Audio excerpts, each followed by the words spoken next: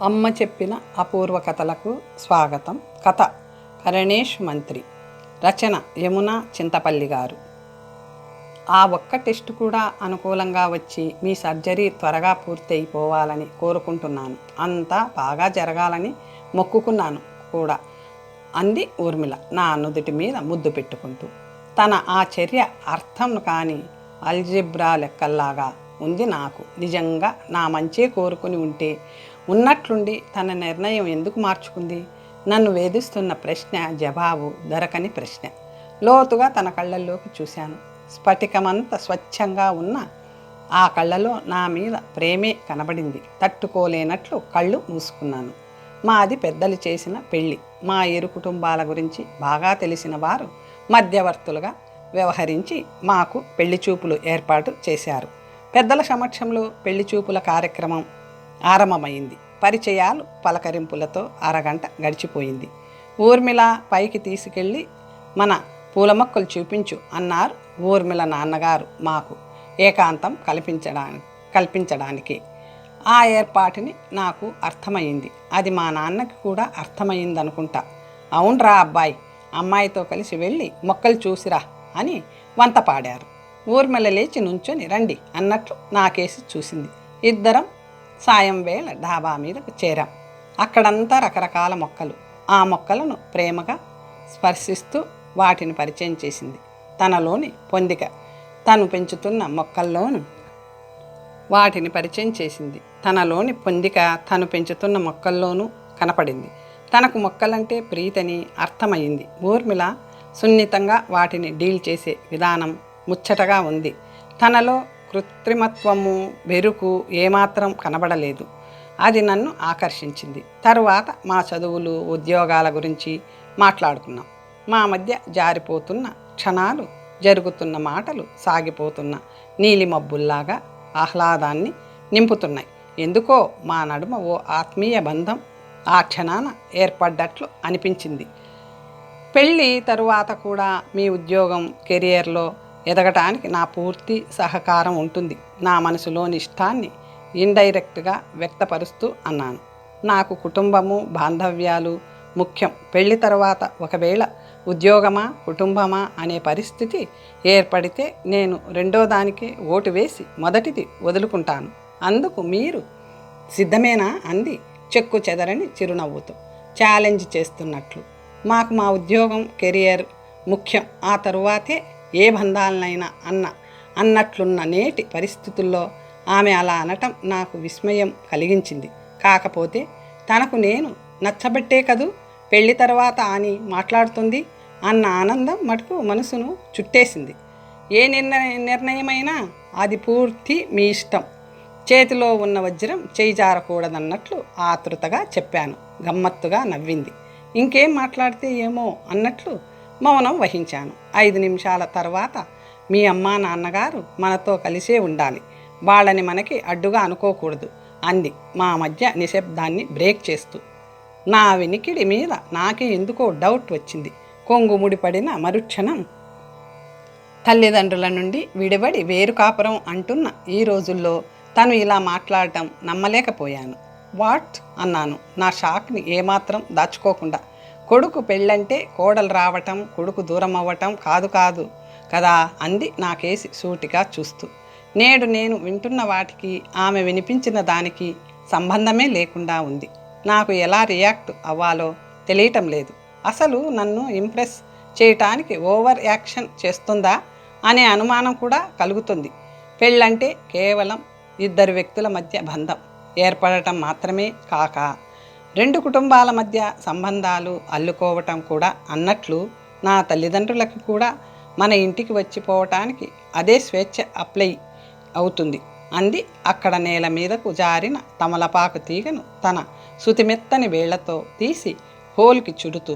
నా అనుమానాలు ఆలోచనలు దాచిపెట్టుకుంటూ మళ్ళీ టచ్లోకి వద్దాం అని ముగించాను. ఇంటికి వచ్చిన తర్వాత జరిగింది చెప్పాను. అంతా విన్న అమ్మా నాన్న అలాంటి బంగారు తల్లిని వదులుకోకూడదు అని కంకణం కట్టుకున్నారు. దాంతో మా పెళ్ళి నిర్విఘ్నంగా జరిగిపోయింది.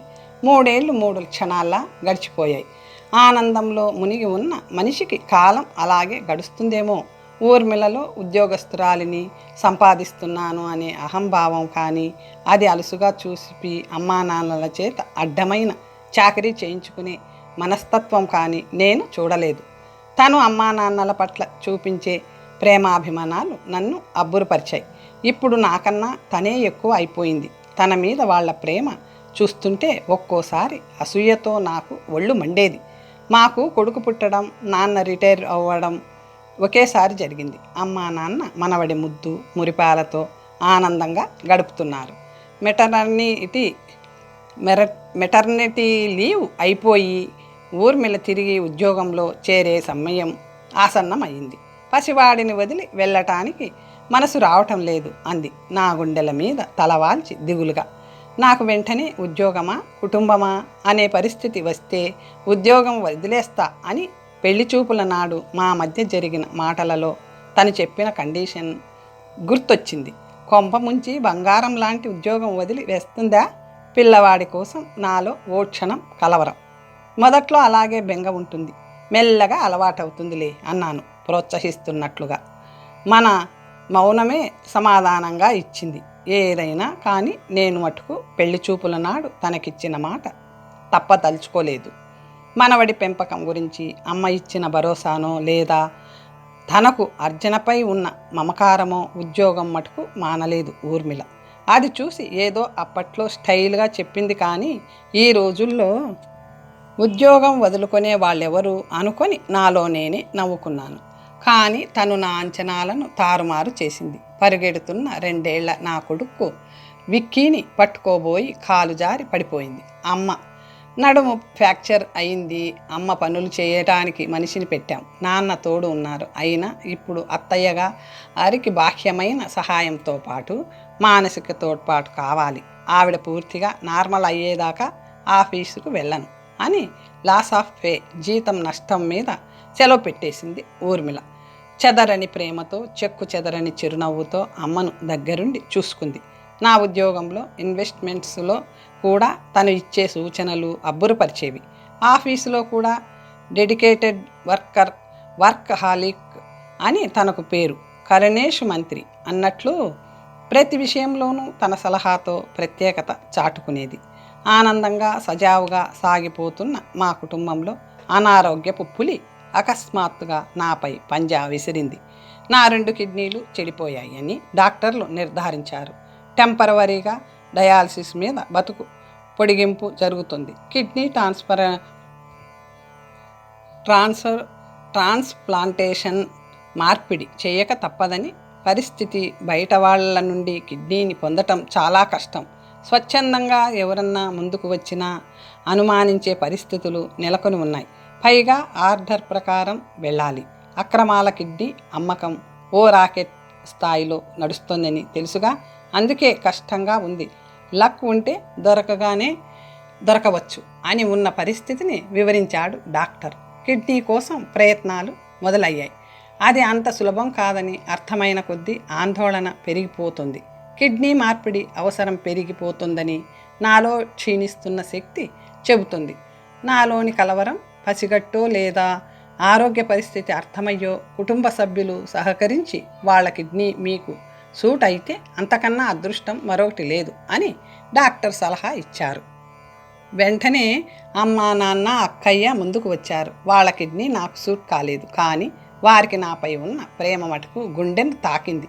భార్య కిడ్నీ డొనేట్ చేసి భర్తను దక్కించుకున్న కేసులు కూడా ఉన్నాయి. ఓసారి మీ భార్యకు కూడా పరీక్షలు జరిపితే బాగుంటుందేమో అన్నాడు డాక్టర్. డాక్టర్ మాట పూర్తి కాకముందే, అరే ఇన్నాళ్ళు ఈ విషయం నాకు తట్టనే లేదు, ఒకవేళ నేను ఇవ్వగలిగితే అంతకన్నా అదృష్టం ఏముంది అంది ఊర్మిళ. వెంటనే దానికి అవసరమైన పరీక్షలన్నీ చేయించుకుంది. మీ కిడ్నీ పర్ఫెక్ట్గా సూట్ అయ్యింది అని డాక్టర్ ఫలితాలు వెల్లడించిన రోజు ఊర్మిళ చూపిన ఆనందం మాటల్లో చెప్పలేను. ఇక మీకు డోకా లేదు. ఈ విధంగా కూడా మన ఆలుమగల అనుబంధం బలమైనదని రుజువు అవుతుంది అని చిన్నపిల్లలా సంబరపడిపోయింది. నాకు, నా కుటుంబ సభ్యులకు కూడా ఓ రిలీఫ్ వచ్చింది. చాలా రోజుల తరువాత ఇంట్లో కాస్త సంతోషకరమైన వాతావరణం నెలకొంది. డాడీ, నువ్వు మళ్ళీ నాతో క్రికెట్ ఆడతావటగా, కథలు చెబుతావటగా అమ్మ చెప్పింది అన్నాడు 5 ఏళ్ల మా గారాల పట్టి విక్కీ నా మెడ చుట్టూ చేతులు వేసి. బహుశా అమ్మ డాడీ నాతో ఎందుకు ఆడటం లేదు, కథలు చెప్పడం లేదు అని విక్కీ అడిగిన తెలిసి తెలియని ప్రశ్నలకు ఊర్మిళ వాడిని ఊరించి చెప్పి ఉంటుంది. అవును కన్నా, ఎప్పటిలాగే నేను ఆడతాను, అమ్మ నీకు హోంవర్క్ చేయిస్తుంది అన్నాను దగ్గరగా పొదివి పట్టుకుంటూ. మా హాస్పిటల్ విజిట్స్, ఆఫీసు ఒత్తిళ్లతో ఈ మధ్య మేము వాడితో గడిపే టైంకు గండిపడింది. ఈ 5-6 నెలలుగా వాడిని పట్టించుకోవటం కాస్త తగ్గింది. ఊర్మిళకి నాకు సర్జరీ ఎప్పుడు చేయాలి, మంచి రోజు ఎప్పుడు, తర్వాత రికవరీకి ఎంత టైం పడుతుంది, ఇంటి మేనేజ్మెంట్, ముఖ్యంగా విక్కీని ఎలా మేనేజ్ చేయాలి అనే చర్చలు మొదలయ్యాయి. అంతలోనే డాక్టర్ నా కిడ్నీ సూట్ అయినందుకు సంతోషమే కానీ ఇంకేదన్నా కిడ్నీ దొరుకుతుందేమో ప్రయత్నిద్దామా అని ఊర్మిళ అడగటం మా అందరినీ విభ్రమణానికి గురి చేసింది. అలాగే ప్రయత్నిద్దాం అని ముక్తసరిగా అన్న డాక్టర్ మొహంలో కూడా నాకు షాక్ కనపడింది. మళ్ళీ కిడ్నీ కోసం ప్రయత్నాలు ప్రారంభమయ్యాయి. అసలు ఉన్నట్టుండి తను ఎందుకు అలా నిర్ణయం మార్చుకుందో అర్థం కాలేదు. తనకు ఏమవుతుందో అనే ప్రాణభయమా, పోనీ అదే మనసు విప్పి చెప్పొచ్చు కదా. తను నా అర్ధాంగి, తనకు ఆ చనువు ఉంది. అసలు నేను లేని లోకమే తనకు వద్దందిగా. విక్కీ పుట్టినప్పుడు తనన్న మాటలు గబుక్కున్న నా మదిలో మెరిసి రోద పెట్టాయి. విక్కీ డెలివరీ అప్పుడు తనకు చాలా కష్టమయ్యింది, చచ్చి బతికినట్లు అయింది. నువ్వు లేని లోకాన్ని ఊహలో కూడా భరించలేను అన్నాను తన తల మీద చెయ్యి వేసి ఆప్యాయంగా. మీరు ఊహకు దాకా అన్నా వెళ్ళారు, నేను మటుకు మరుక్షణమే ఊపిరి వదిలేస్తాను అంది నా చెయ్యి గట్టిగా పట్టుకుని. అలాంటి బంధం మాది, కానీ ఇప్పుడు ఆ నమ్మకం వమ్ము అయ్యేటట్లు ఉంది. అసలు తన కిడ్నీ నాకు మ్యాచ్ కాకుండా ఉన్నా బాగుండేది. ఈ వ్యధ తప్పేది నాకు. నా పక్కన చేరి ఏవో కబుర్లు రైమ్స్ మొదలెట్టిన విక్కీ నన్ను ఈ లోకంలోకి తీసుకొచ్చాడు. అనేక ఆలోచనలతో నలుగుతున్న మనసు చల్లని ఏసీ గదిలో కూడా సేద తీరలేకపోతుంది. దానికి కారణం నా జబ్బు కాదు, మార్చుకున్న ఊర్మిళ నిర్ణయం. ఎవరైనా వచ్చేది శ్మశానం దాకా మాత్రమే, ఆపై ఆగిపోతారు. ఎవరికి ఉండదు ప్రాణంపై తీపి. ఎవరికి ఉండదు ప్రాణంపై తీపి? నా జీవిత భాగస్వామి అయినంత మాత్రాన మృత్యువులో భాగస్వామి కావటానికి ఇష్టపడుతుందా? అలా ఆశించటం తప్పేమో కూడా. నాన్న, డాడీ అంటూ నా బుగ్గలు తాకుతూ చేతులు తిప్పుతూ ఏవేవో మాట్లాడుతూ అలాగే నిద్రలోకి జారుకున్నాడు విక్కీ. సిస్టమ్ ముందు కూర్చొని ఆఫీసు వర్కో ఏమో చూస్తున్న ఊర్మిళ లేచి వచ్చింది. నా గుండెల మీద నుండి విక్కీని జాగ్రత్తగా తన చేతులతో తీసుకొని భుజాన వేసుకుంది. నన్ను వేధిస్తున్న విషయం అడగకుండా ఆగలేని వాడిలా గబుక్కున తన చేయి పట్టుకున్నాను.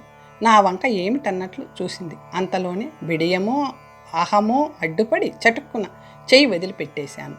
వదిలిన నా చేతిని తన చేతిలోకి తీసుకుంది. నాలో ఏదో భద్రతా భావం. నేను కిడ్నీ ఇస్తానని అంతలోనే వెనకడుగు వేయటం మిమ్మల్ని బాధిస్తుంది కదూ అంది మెల్లగా. అది విన్న నేను నా ప్రతి ఆలోచన తను తెలుసుకోగలదన్న విషయం నేను మరిచానే అని ఉలిక్కిపడ్డాను. నా ప్రతి ఆలోచన మీతో పంచుకుంటానని మీకు తెలుసు. నేను వెనకడుగు వేయటానికి కూడా మిమ్మల్ని సంప్రదించాలి అనుకున్నాను. కానీ ఈ పరిస్థితుల్లో నా ఆలోచన చెప్పి మీ అనవసరమైన ఆందోళనకి ఊపిరి పోస్తానేమో అని భయం, బాధ, దిక్కుతోచని స్థితి. తన గొంతులో ఆర్ద్రత ఏదో అడ్డుపడుతున్నట్లు ఆగిపోయింది. మీ వ్యధ నాకు అర్థమైంది. అది మీ ఆరోగ్యానికి అంత మంచిది కాదు. ఇహ చెప్పక తప్పదు మాటలు కూడదీసుకుంటూ చెప్పింది. మీరు నా ప్రాణం పోయినా పర్వాలేదు, మిమ్మల్ని రక్షించుకోవడంలో అనుకున్నాను. అందుకే కిడ్నీ ఇవ్వటానికి సిద్ధపడ్డాను. కానీ తన గొంతులో దుఃఖం. తను చెప్పబోయేది నా ఊహకు అందటం లేదు. ఊపిరి ఉగ్గపట్టి వింటున్నాను. మనిద్దరి ప్రాణం విక్కీ అండి. ఒకవేళ నా కిడ్నీ ఇవ్వడంలో మీరు పుచ్చుకోవటంలో ఏదైనా తేడా వచ్చి ఇద్దరికి ప్రమాదం వాటిల్లితే విక్కీ ఏమైపోతాడో అనే ఆలోచన ఉన్నట్లుండి నన్ను వేధించింది. పసివాడు, ఒక వయసు దాకా అమ్మో నాన్నో ఒకరన్నా వాడికి అవసరం అనిపించింది. అందుకే తన 2 ప్రాణాలను రక్షించుకోవాలనే ప్రేమే వరదై ఆమె గొంతులో సుళ్ళు తిరిగింది. తన ఆలోచన అర్థమై నా అనుమానం మాయమై మనసు సిగ్గుతో కుంచుకుపోయింది. నా చేయి పట్టుకున్న తన చేతిపై గాఢంగా ముద్దు పెట్టుకున్నాను. కథ సమాప్తం. మరొక మంచి కథతో తరువాత కలుసుకుందాం.